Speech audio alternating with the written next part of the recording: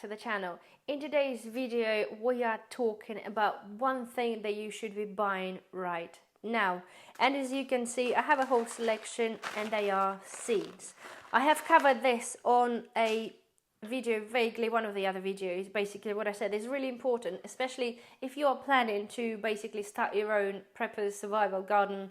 Then it is time to you need to do this in advance, and sort of the winter cold months is a good time to start prepping for this now. If you haven't got your raised beds or anything else, there is still time to do it. However, the seeds purchasing, it has to be done now, if not like in January. I've popped into Lidl the other day, sorry, it was actually a couple of weeks back. I have a loads of seeds already anyway. I've been saving my own, and I've been generally just buy seeds, pretty much not hold seeds, but I just buy a lot of the seeds anyway. And especially this year I've gained an allotment, which is, if for you guys like in America and US, if you don't know, allotment is basically like a piece of land that you can but rent from council, which you can grow your fruit and vegetables. And there's generally like little patches of land. So pretend it, just take imagine there's a field and it's divided into say like 20 little pieces, and you basically pay for this little piece of land and you cultivate it and you grow your own stuff. And I've been wanting one of those for absolutely years, and hey presto, I've got one. It's not huge. I have a garden anyway, grown working garden, but anything on the top of what I have, because my soil here is a bit bad and is a long story for that anyway. I have an allotment. That means I can grow extra more of vegetables I choose to grow. And as I said, I popped into Lidl a few weeks back and the seeds started to come in, but I found that the cheap seeds already disappeared. They do this like at the tier prices, like, and the cheapest was like 29 pence, and then it goes like 49.99, blah blah blah, and there was no cheap seeds at all. And it's really crazy, they're literally all been gone. I bought some seeds in Wilko. I popped into Wilko, and it's a very, very similar scenario of the cheaper things are going. Like I keep telling you, anywhere you go, whatever you're trying to buy now, anything that's cheapest is going first. And of course, seeds are no exception.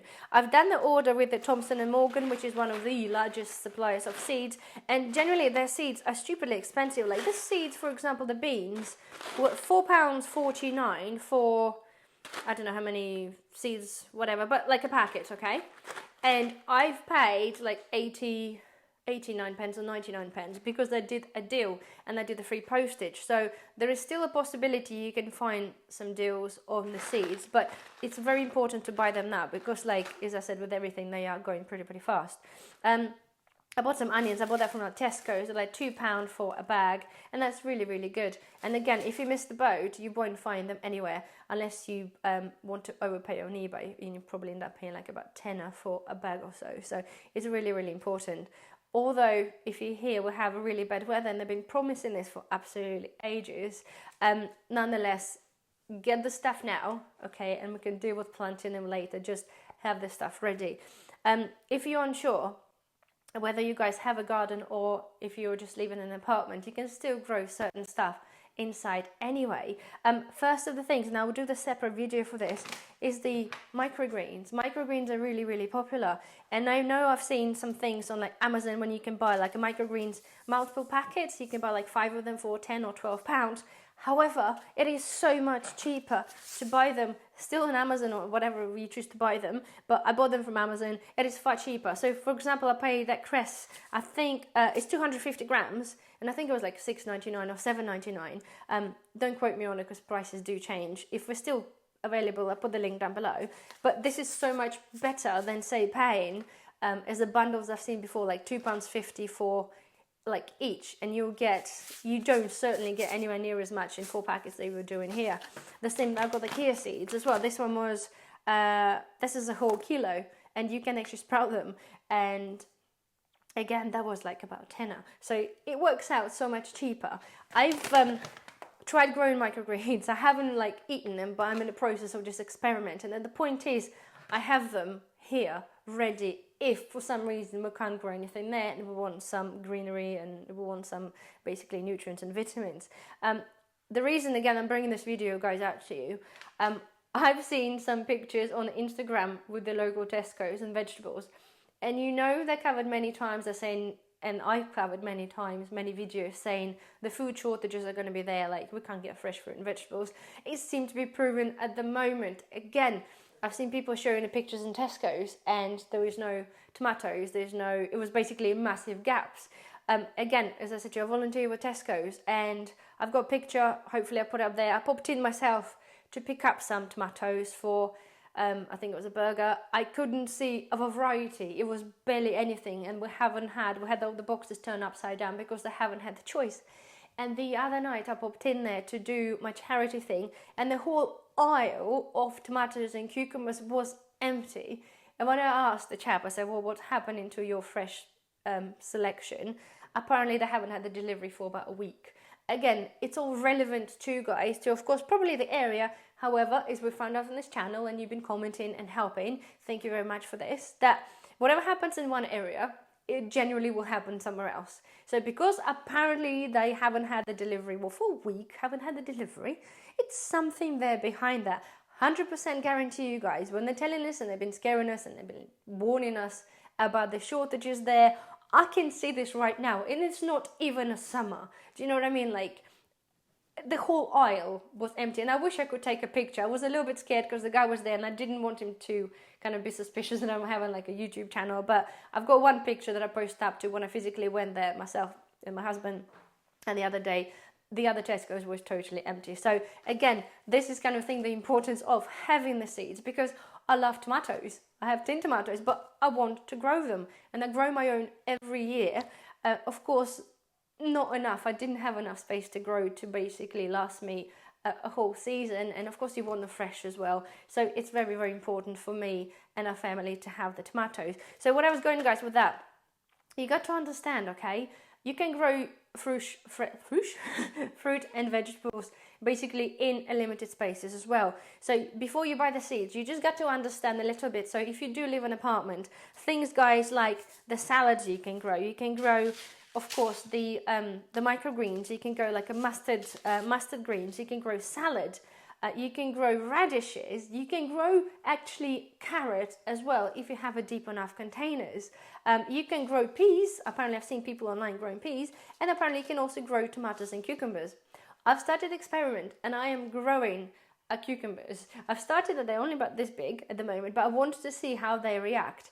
I find because we live in Wales, it's dingy and dark all the time. Yes, we have a lot of windows, we have skylights, but it's still dark. The winter time, it's just dark because it's forever raining.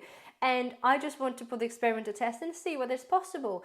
And I think one of my hopefully viewers on the channel as well, but she sent me a picture on Instagram with stuff. She's got like tomatoes and things are grown and they're like massive already. And it's like, I'm amazed that she started them obviously quite a bit in advance, but it's actually really, really good. So my point is to you guys, understand what it is that you can grow in your space. And of course it's nice to be able to aim for, you know, the whole variety of things you can grow, but just start slowly and sort of learn. If you haven't been growing before, just learn how things work, because the worst thing you can do is to jump all head in there, and because things will fail and you get a bit disheartened, and you just got to do a little bit. So my suggestion is, guys, start salad. Radishes will grow easily. Radishes are just like a weed pretty much. They just grow really, really fast. Not weed, you know, not the weed that you smoke, but like the weeds. It grows really easily. But start with the simple things and you'll find like microgreen salads, that's, you know, that should sort of give you an rough understanding, because it's pretty much simple. And if you've never grown stuff, guys, in the garden, again, start with easy things, but don't aim for the world. Like, a lot of things require certain spaces. For example, like pumpkins. I love pumpkins, and I've grown some pumpkin before because my husband built me like a trellis between the raised beds. But generally, pumpkins take a lot of room. And whether you think like, okay, but you know, just pumpkins, they're big, but the whole thing will trail for like meters and meters. So if you only have a small garden, all the pumpkins are good and they yield you a lot of fruit if you obviously let them grow. But at the same time, they literally shade anything. You can't grow anything underneath them, and they literally will take over your plot. It's literally that crazy. So you got to understand what it is that you're growing. And I will try to do maybe some videos, guys, if you want, of giving you sort of basic understanding what it is you can or maybe cannot grow. The same thing like courgettes, right? The courgettes are great, and I've bought some, and you can save your own. I don't think I've got one here. Anyway, the courgettes are great, but at the same time, you can grow them in the pots, but they still spread. If you let the courgette grow, unless you support this, and I've seen some videos you can support it with a stick, they still trail down on the ground and they still will take the space. So you got to understand and work out what is best for you that you guys eat. Never grow what you want to eat because it's pointless. I used to grow, and I kid you not guys, I kid you not, and the whole perimeter of my fence a few years back are green beans, runner beans. And because they look great, the flower and the bees love them, that's absolutely wonderful. But then when the time is to harvest them, you got to harvest them constantly because when they're overgrown, they're not really nice. But my husband just won't eat them. It was just pointless. I was growing them. And we sort of like, I pickled some and I've given some away. And I thought, well, what's the point? It's taking your resources, it's taking your time. And unless you eat them or you can preserve them, then there's no point. So start with things you absolutely love. So I'm making a conscious choices this year of grow only things that I really want and the things that are going to yield me the most amount of vegetables or fruit per the space it's taking. Like carrots, you can do 3 successional sowings of carrots in the same season, and that's great because you can dehydrate them, you can freeze them, you can obviously eat them raw. So all those things are something you should consider. Like peas, before I never used to grow peas like peas in the pod. I used to grow the sugar snaps or whatever other American way you call them, sorry. But I'm now going to be growing a lot of those ones because the peas I bought the other day, frozen peas from Tesco, were absolutely vile. They were that bad that he wouldn't even eat them, my even toddler wouldn't eat them, and she normally loves the peas. They're absolutely disgusting. So I am growing those kind of peas because then I know I can dehydrate them and freeze them. And because I just don't want to buy the ones in the shop that just taste like nothingness. That would just waste of my money. So take all those things into the account, guys, to see what your family likes, what you like, how much space you have, and just work with that. There is a lot of information obviously out there on the internet for the growing stuff anyway. And I will touch on the subject, guys, for you because I will be seeding and planting whatever. But generally, yes. And some of you would mention trying to only buy the non-hybrid varieties. So because apparently hybrid ones don't produce as much of a parent-like plant. However, right, the tomato, my favorite version of tomatoes is Gigantomore tomato. It is a hybrid version. However, I've been growing this for competition for the past, not the last 2 years, but a couple of years before when I was running the competition. Basically, I was growing this tomato for 4 years, and it's a hybrid. I collected my own seeds and I was regrowing this year and after year to produce a better plant. So it still yield the same mother plant as it was. Apparently, people said that you can't. I'm not saying it's the same with everything, however, that worked for me. And I also do an experiment now for you for the camera, and I've done this before. You can take your seeds, if you don't have the money or if you don't want to spend because you're just experimenting, you can take your seeds from the tomatoes from the shop. You can take your seeds from the chili from the shop, from the peppers, from pumpkins, from all those seeds that the fruit that you buy. You can just take it out, you can wash this, deal with them accordingly, and then plant them up and see how this goes. The point is you don't have to spend a lot of money just to give this a go.